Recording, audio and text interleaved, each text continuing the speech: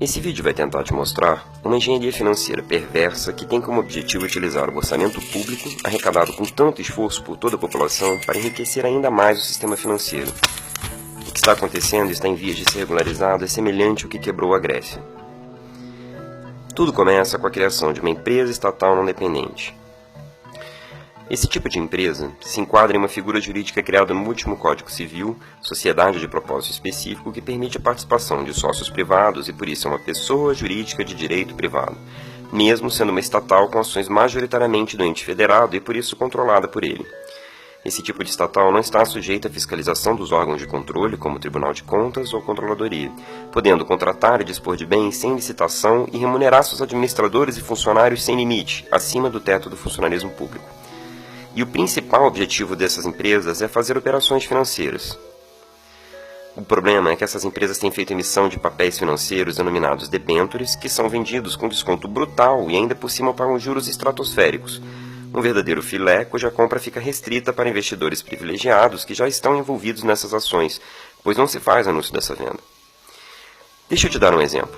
Um papel financeiro custa 100 mil, mas ele é vendido para esses investidores com deságio que pode chegar a 60%, ou seja, ele pagará apenas 40 mil, que pode ser parcelado em até 4 vezes por 4 anos, e remunera uma taxa de juros que pode chegar a 23% ao ano, sob o valor integral da debênture. Assim, no primeiro ano, o investidor irá pagar 10 mil à empresa estatal não dependente, uma das 4 parcelas, o valor já com deságio, mas o volume de juros que ele irá receber pode chegar a 23 mil. Mas espera aí. Desse jeito, o valor que o investidor vai receber de juros será maior que a parcela do investimento que ele irá pagar à empresa. Exatamente. Enquanto o investidor recupera seu investimento imediatamente com lucro estratosférico, a empresa estatal não dependente vai acumular um prejuízo enorme.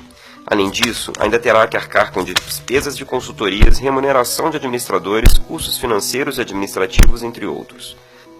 E de onde vai vir tanto recurso para arcar com esse rombo?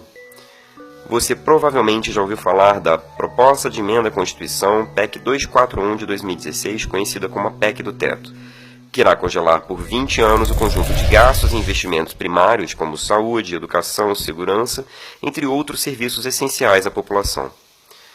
Nossa, mas se hoje esses serviços já são escassos, imagina como vai piorar tudo com esse congelamento.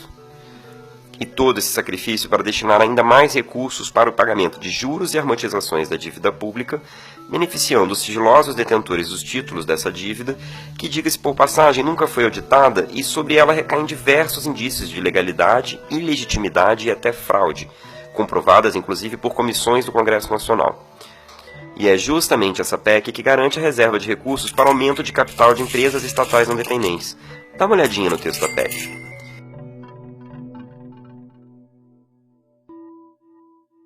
Espera, mas a lei de responsabilidade fiscal não impede o Estado de arcar com esses custos? Exato, isso é ilegal.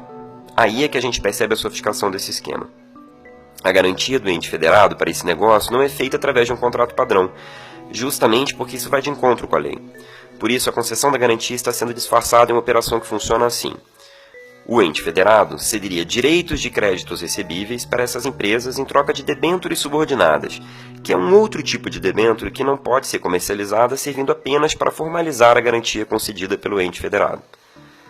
Veja bem, o texto desse negócio deixa claro que a cessão que o Estado está fazendo é simplesmente dos direitos de créditos recebíveis. Os créditos em si continuam sob tutela dos órgãos competentes, que são as procuradorias dos entes federados que seguem arcando com todos os ônus e dificuldades do processo de cobrança desses recebíveis. E o grande problema é que esses recebíveis se referem aos créditos autônomos. E aí é preciso entender que a dívida ativa constitui a maior parte desses créditos. Para quem não sabe, a dívida ativa é o volume de tributos e outros créditos devidos à União, Estados e municípios, sendo que apenas uma pequena parte desses créditos conseguem ser arrecadados. Em sua maioria, ela corresponde a créditos incobráveis, pois são devidos por contribuintes que não têm como pagar seus débitos, tais como empresas falidas, não encontradas ou que nunca existiram de fato. Por isso, a maior parte é considerada podre, isso é, não possui a menor chance de ser arrecadada. O esquema fraudulento que os projetos em andamento no Congresso Nacional visam legalizar parte justamente dessa ilusão de que se trataria de um grande negócio para os entes federados que conseguiriam vender essa dívida ativa podre para alguém que pagaria até 40% de seu valor. E seria essa baixa confiabilidade que esse lastro, os créditos autônomos, possuem, que justificaria todas as vantagens oferecidas para os investidores.